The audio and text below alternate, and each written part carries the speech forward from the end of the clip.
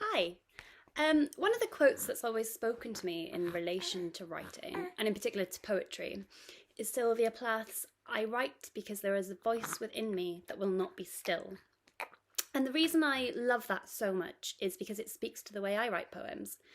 Rather than sitting and staring at a blank page, trying to force something out, I prefer to just trust that that voice will come through when it's ready to.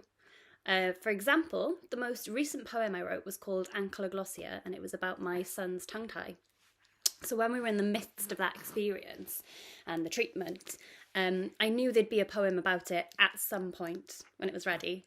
But I didn't rush it. I waited for that voice to speak up until eventually it refused to be still. And it began with a line, which was, "For 12 weeks you hungered." And the image as well of a tight white knot of frenulum under the tongue, which is exactly what he had.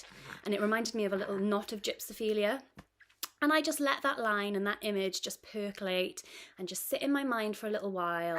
And it was there throughout the day. It was there while I was walking the dog. And then a couple of days later, the rest of the poem just unfolded itself.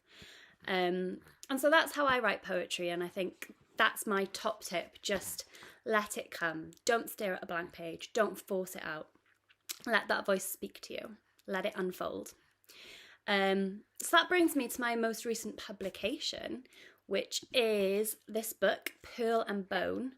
And it's a collection all about motherhood, about pregnancy, birth, motherhood, becoming a mother during COVID-19, during the pandemic, when I had my first little boy.